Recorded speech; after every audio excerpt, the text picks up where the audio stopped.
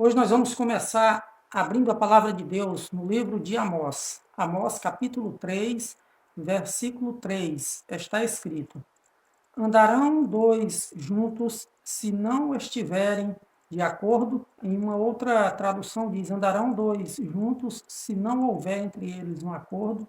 Então a gente sabe que é muito difícil, é praticamente impossível duas pessoas permanecerem juntas sem que haja entre elas um acordo. Se não houver acordo entre duas pessoas, praticamente aí na primeira esquina, elas vão se separar. Elas irão se separar. Você tem andado com Deus? Se você sair por aí perguntando quem acredita em Deus ou quem anda com Deus, dificilmente você vai encontrar alguém dizendo que não acredita em Deus. Se bem que já existem, né? Mas existem alguns por aí, mas a grande maioria, pelo menos aqui no nosso país, né, vai dizer que sim, que acredita em Deus. Mas a pergunta é: você tem andado com Deus? Sim ou não? A partir de agora nós vamos ver aqui alguns textos da Bíblia Sagrada que nos fala a respeito desse assunto, andar com Deus. Por que algumas pessoas não querem andar com Deus? Como que eu preciso andar com Deus? Eu gostaria de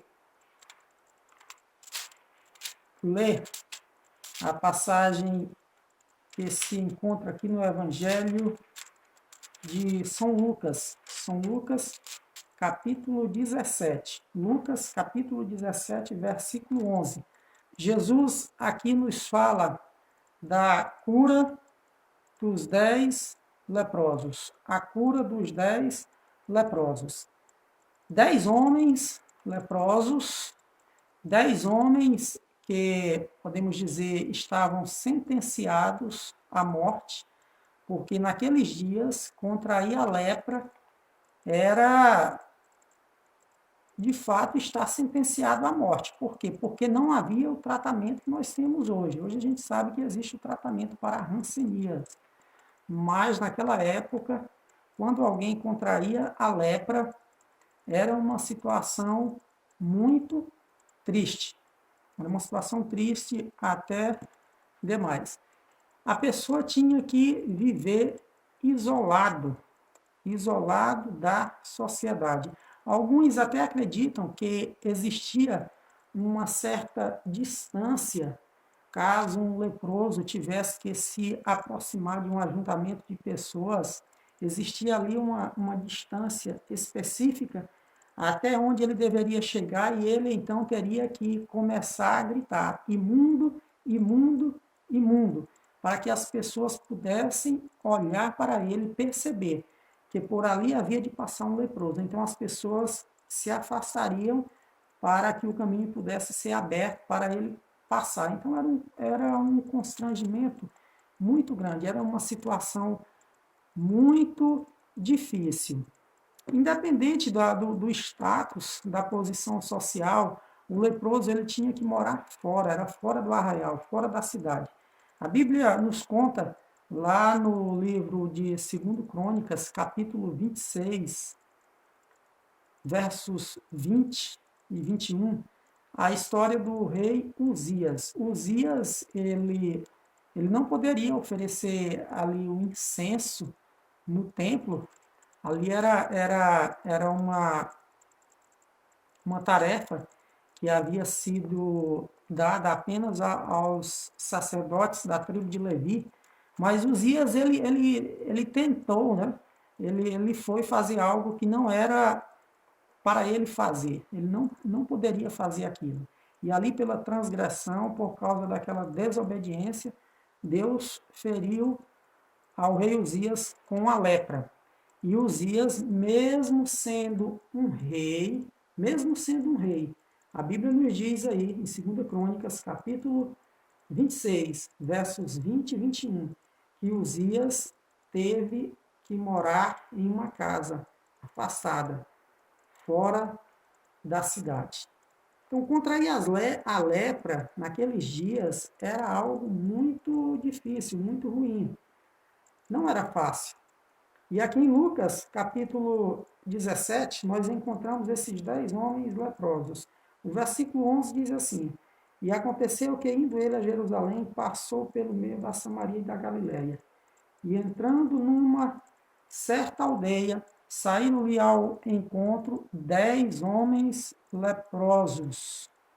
10 homens leprosos. Guardem bem esse número, o número 10. Quantos homens leprosos?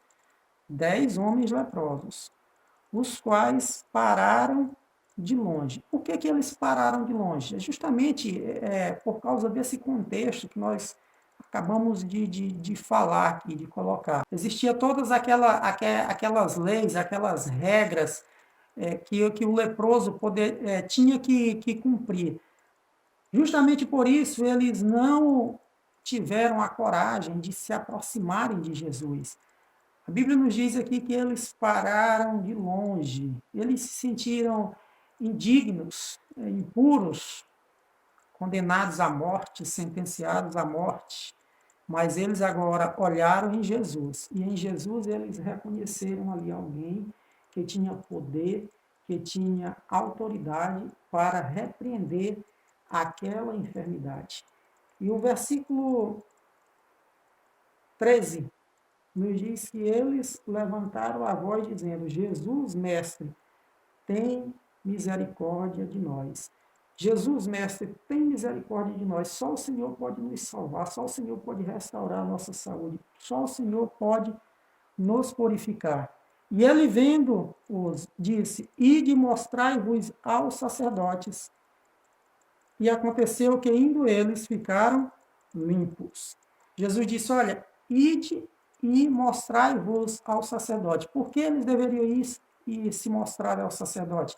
Porque no livro de Levíticos, capítulo 14, nos diz que caso alguém fosse curado, acontecesse ali, imagina um milagre e a lepra sarasse, a pessoa tinha que ir até o sacerdote então iria examinar a pessoa e o sacerdote tinha ali a autoridade para declarar que aquela pessoa estava de fato limpa.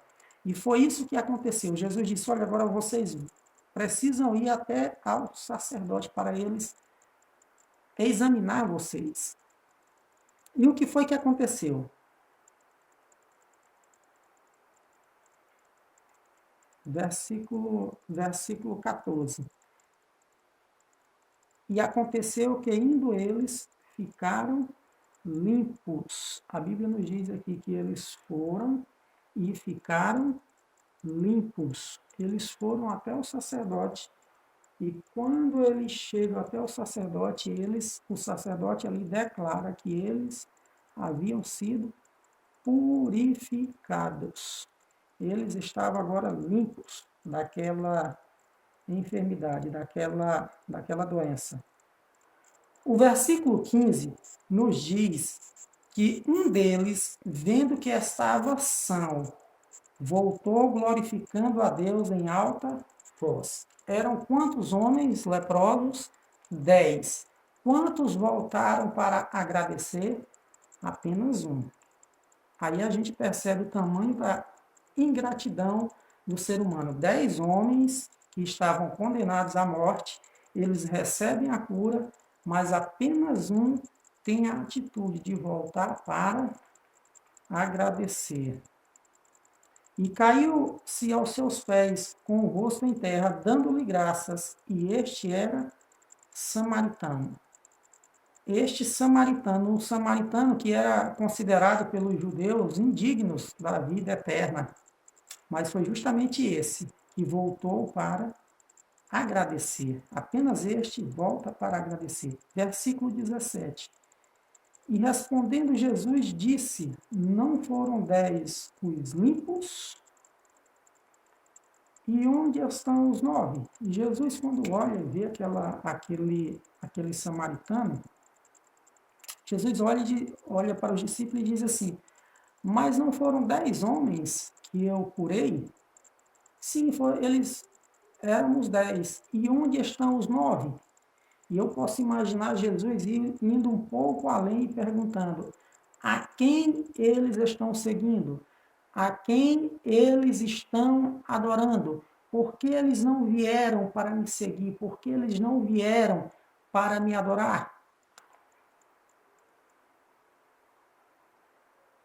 Versículo 18. Não houve quem voltasse para dar glória a Deus, senão este estrangeiro.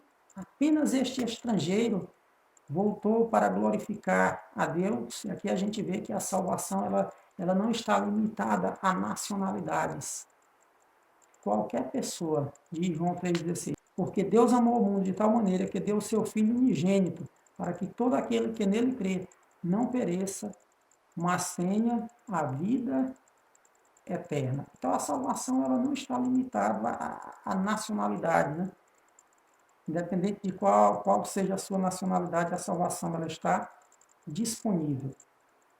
O versículo 19 diz assim: e disse-lhe, levanta-te e vai, a tua fé te salvou. O que a gente aprende aqui com essa história?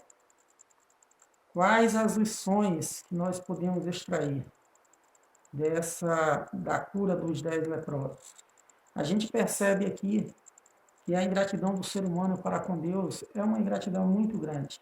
Quantas e quantas pessoas têm procurado a Deus apenas nos momentos de dificuldade, no momento em que já tentou todas as alternativas, já tentou de tudo e tudo falhou. Então a pessoa ela vai, recorre a Deus. E ainda assim Deus, na sua infinita bondade, na sua infinita sabedoria, Deus atende, Deus cura, Deus liberta, Deus transforma. Mas quando a pessoa se encontra fora do perigo, quando a pessoa recebe a cura, a tendência é olhar para trás, é abandonar os caminhos do Senhor. Essa é a tendência do ser humano, é a ingratidão do ser humano. Mas aqui a gente poderia fazer uma pergunta. Qual pergunta a gente poderia fazer? Por que os 9, aqueles outros 9, uma vez que apenas um voltou para agradecer, por que os 9, eles não voltaram para agradecer? Por que eles não voltaram? Por que de lá mesmo, lá do encontro que eles tiveram com o sacerdote, quando o sacerdote declarou que eles estavam limpos, por que de lá mesmo eles resolveram ir para a frente e ir embora, virar as costas para Jesus? Por que eles não voltaram para agradecer a Jesus? Por que eles não estavam dispostos a andar com Jesus? Por que eles não estavam dispostos a andar com Deus? Aí a gente relembra Amós capítulo 3, versículo 3. Andarão 2 juntos se não houver entre eles um acordo? É possível? Sim ou não? Será que é possível 2 pessoas permanecer juntas sem que haja entre elas um acordo? Dificilmente. É impossível. Quando a gente vem aqui para o Evangelho de Mateus, Mateus capítulo 8, versículos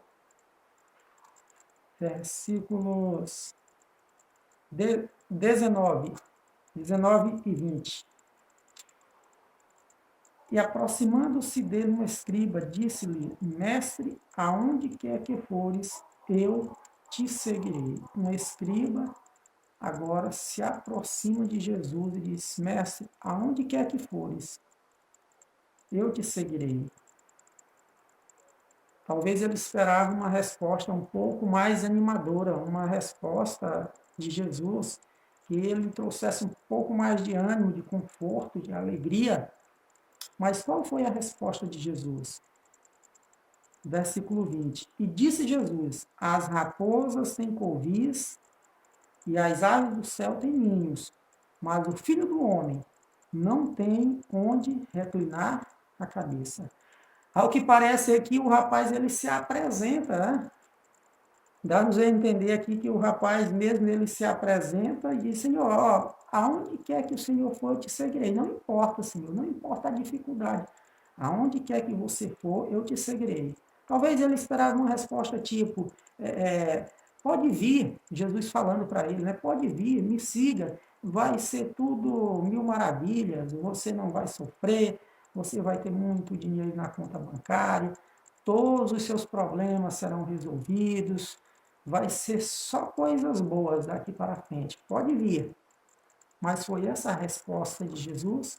Não, Jesus diz, olha, as raposas têm covis, as aves do céu têm ninhos, mas o Filho do Homem, aqui nessa terra, ele não tem onde reclinar a cabeça.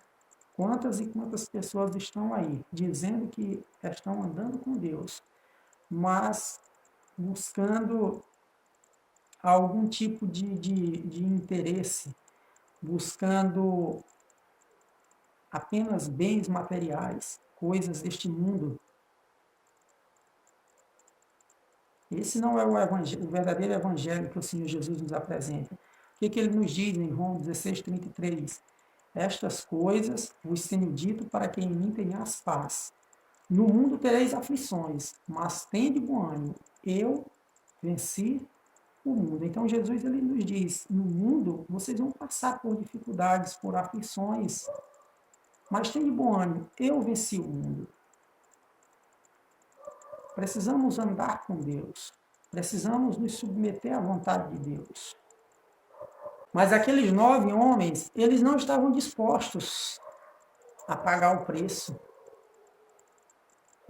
Por que eles não voltaram? Eles sabiam, eles eram sabedores de que ao voltar para seguir o Mestre, eles teriam agora que abrir mão da sua própria vontade, dos seus próprios gostos, dos seus próprios caprichos, e eles teriam agora que se submeter à vontade do Mestre. Eles teriam que se submeter à palavra do Mestre. E hoje a gente encontra muitas pessoas querendo andar com Deus, dizendo que anda com Deus, mas que não estão se submetendo a sua vida à palavra de Deus. Não estão adaptando a sua vida àquilo que a palavra de Deus ensina. Pelo contrário, muitos querem adaptar a Bíblia ao seu próprio modo de viver. Ao invés de se submeter à palavra de Deus, querem modificar a palavra de Deus, a fazer alguns ajustes na Bíblia Sagrada para atender a sua vida pecaminosa. Aqueles homens, eles não estavam dispostos a isso, eles não queriam saber. Não vamos prosseguir daqui para frente, não vamos voltar, porque se a gente voltar, a gente vai ter que ser transformado, vamos ter que aderir a uma outra vida. Essa vida nossa aqui, a gente não vai poder mais permanecer dessa forma. Apóstolo Paulo, escrevendo à igreja de Corinto, a sua segunda carta à igreja de Corinto, no capítulo 5, no versículo 17, ele diz que, e assim, se alguém está em Cristo, nova criatura é. As coisas velhas já passaram, eis que tudo se fez novo. Quando a pessoa está em Cristo Jesus, quando a pessoa anda com Cristo, quando a pessoa anda com Deus, ela se torna uma nova criatura. As coisas velhas, fica tudo para trás. Tudo fica para trás. É uma nova criatura. E aqueles homens, eles não estavam dispostos a serem transformados, a permitir que Deus os transformasse, para que eles pudessem serem novas criaturas. Por isso eles não voltaram. Por isso eles não voltaram. Porque para servir a Deus não é de qualquer jeito. A gente precisa abrir mão de muita coisa. Precisa abrir mão. No Evangelho de João, capítulo 6. Evangelho de João, capítulo 6. João, capítulo 6, versículo 60. Aqui no Evangelho de João, no capítulo 6, Jesus, ele havia feito um discurso. Né?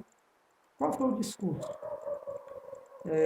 Ele havia declarado que ele era o pão da vida e que os discípulos, as pessoas deveriam comer do seu corpo, né, desse pão, bebeu o seu sangue. E Jesus aqui ele usa uma linguagem metafórica e os discípulos eles não conseguem entender de qual era o assunto ao qual Jesus estava se referindo. Eles não conseguiram entender. E Jesus continua pregando essa mensagem, falando a respeito dessas palavras, e eles não entendiam e eles começaram a achar que aquela mensagem era uma mensagem muito dura, uma mensagem muito pesada, uma mensagem inadequada para aquelas pessoas ouvirem. E aqui no Evangelho de João, no capítulo 6, no versículo 60, diz assim: Muitos, pois, dos seus discípulos, ouvindo isto, disseram: Duro é este discurso, quem o pode ouvir? Eles disseram: Senhor, será que não tem como maneirar um pouco mais aí as tuas palavras? Será que não tem como o Senhor pregar uma mensagem um pouco mais leve, uma mensagem aí um pouco mais diferente? Será que não tem como o Senhor adaptar, fazer aí alguns ajustes nessa palavra? Porque, Senhor, as pessoas estão indo embora. Quem pode ouvir? Quem pode suportar? Versículo 61. Sabendo, pois, Jesus em si mesmo, que os seus discípulos murmuravam disto, disse-lhes: Isto vos escandaliza? Que seria, pois, se visse subir o Filho do Homem para onde primeiro estava? O Espírito é o que vivifica, a carne para nada aproveita. As palavras que eu vos disse são Espírito e vida.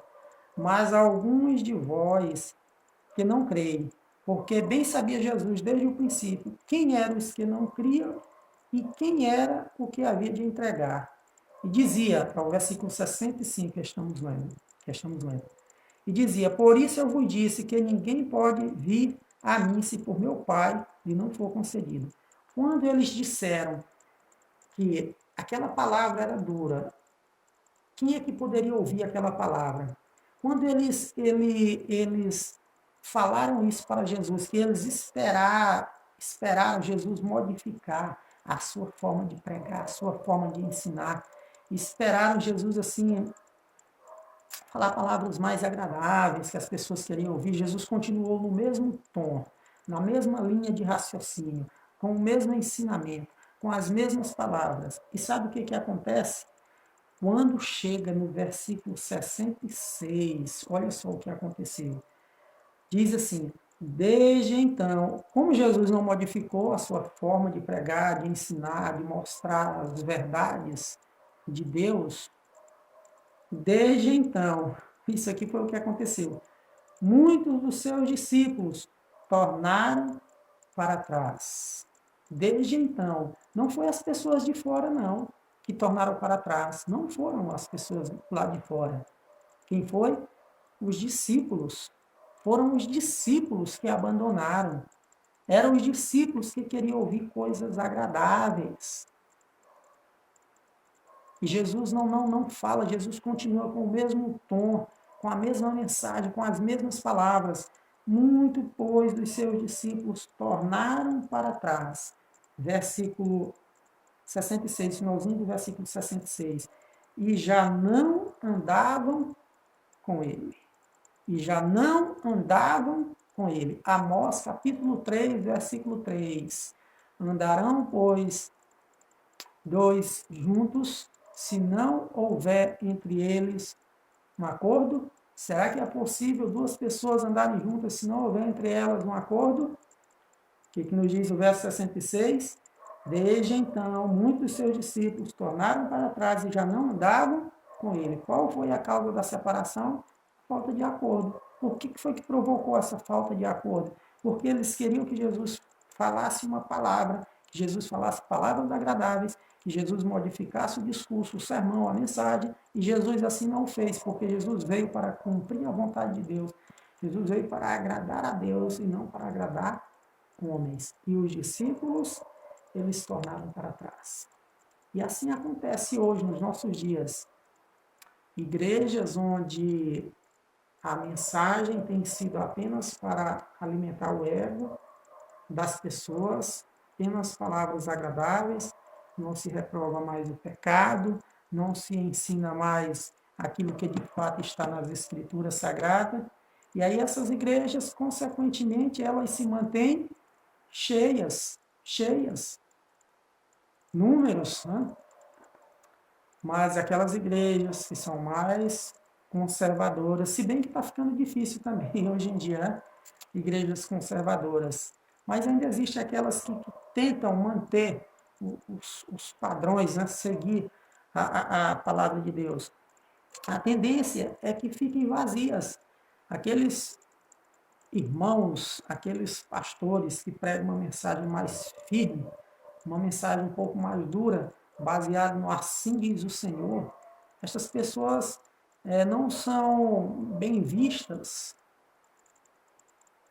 essas pessoas não são bem aceitas, enquanto que as pessoas que falam para agradar as multidões são aceitas, são aplaudidas, são consideradas por muitos como verdadeiras celebridades. Versículo 66, como nós lemos, desde então muitos dos seus discípulos tornaram para trás e já não andavam com ele. E quando os discípulos tornaram para trás e abandonaram a Jesus, sabe o que foi que aconteceu? O versículo 67 nos diz: então disse Jesus aos 12.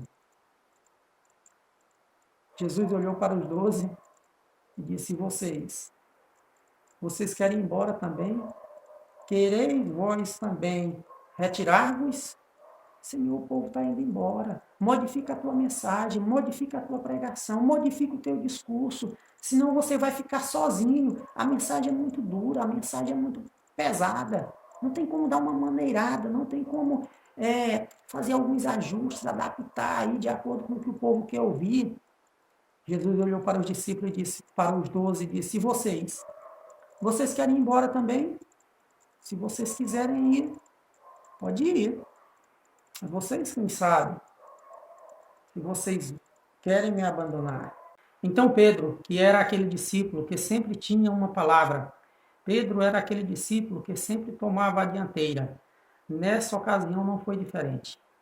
O versículo 68 nos diz assim: respondeu-lhe, pois, Simão Pedro: Senhor, para quem iremos nós? Quando Jesus disse assim: olhe, vocês querem ir embora também?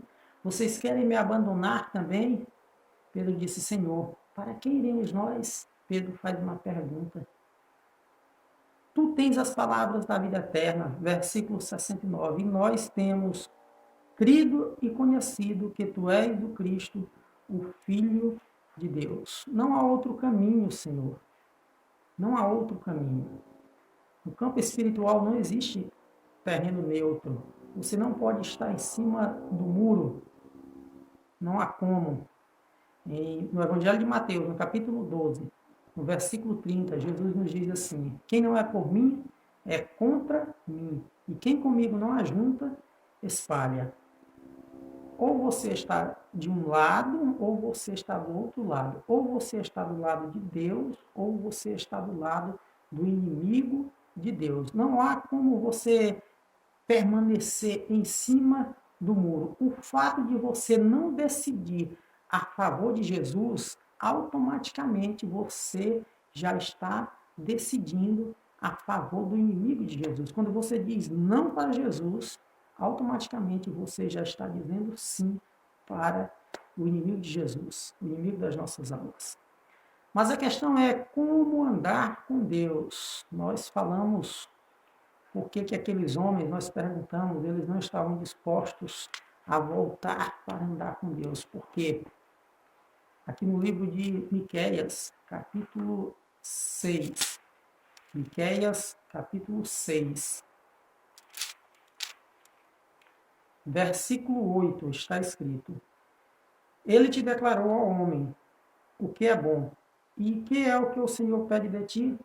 Senão que pratiques a justiça e ames a beneficência e andes humildemente com o teu Deus. O que é que o Senhor pede de ti? Aí o profeta vai nos dizendo aqui, né?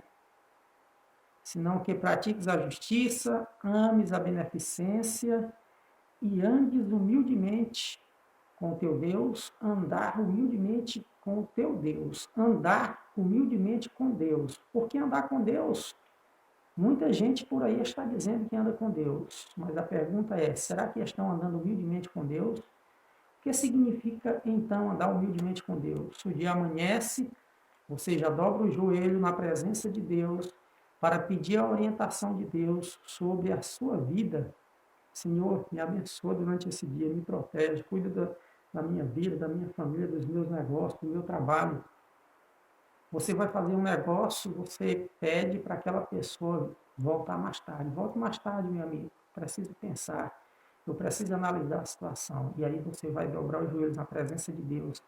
Senhor, será que esse negócio é bom? Será que vai me fazer bem? Será que vai te glorificar? Isso é andar humildemente com Deus. É você ser dependente de Deus. Assim como um garotinho de 2 anos é dependente do pai.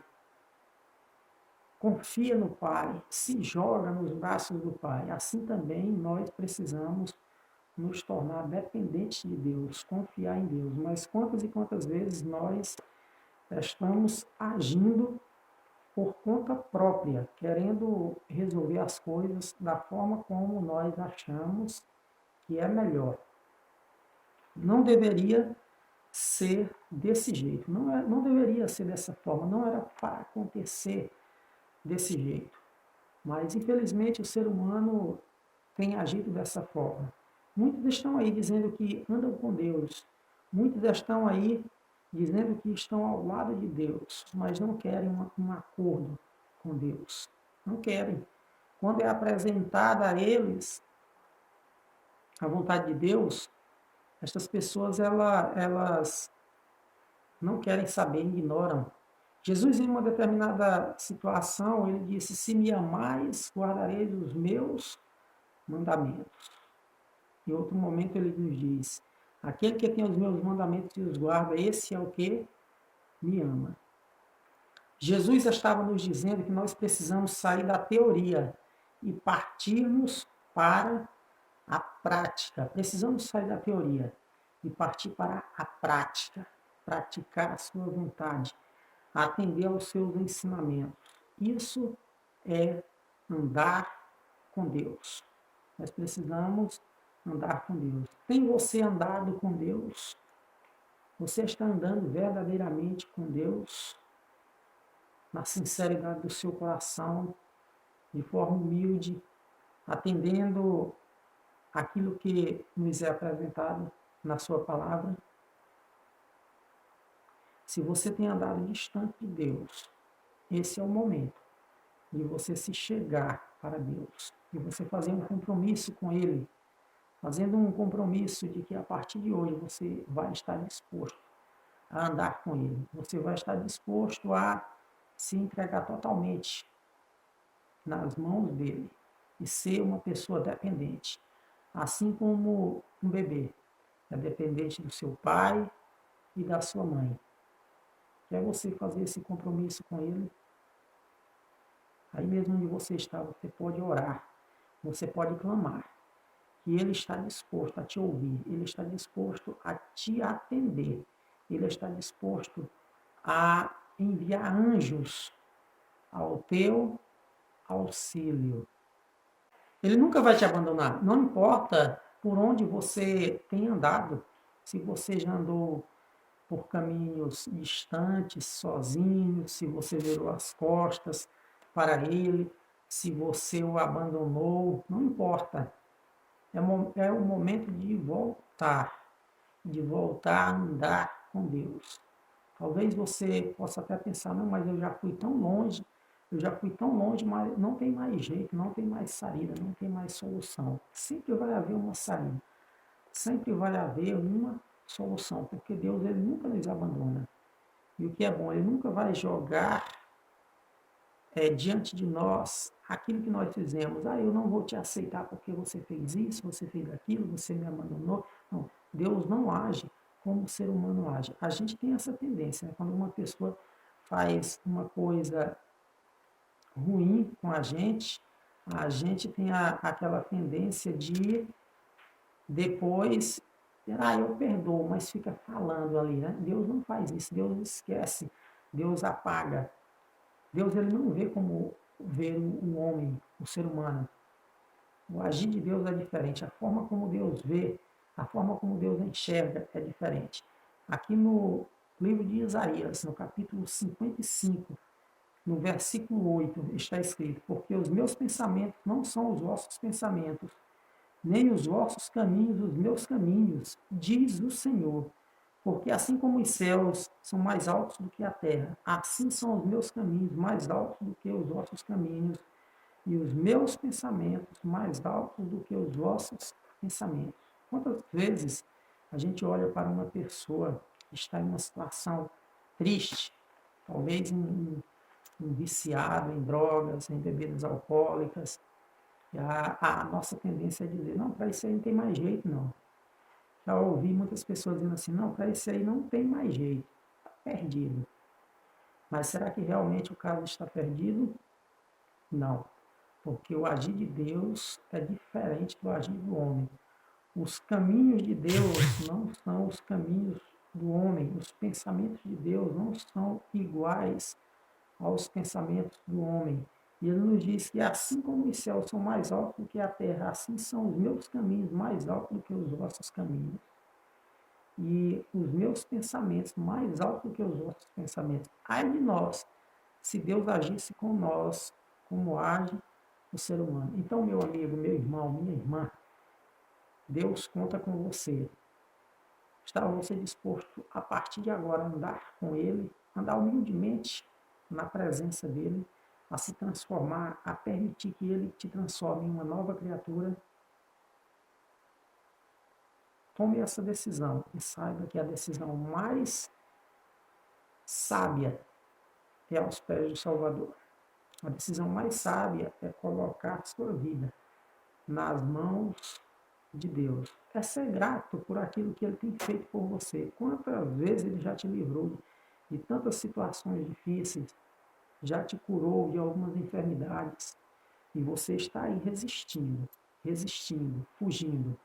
É por isso que em Hebreus capítulo 3, versículo 7, está escrito: hoje, se ouvirdes a sua voz, não endureçais os vossos corações. Então, o dia da salvação é hoje. Não deixe para amanhã. Você precisa retomar essa caminhada com Deus hoje.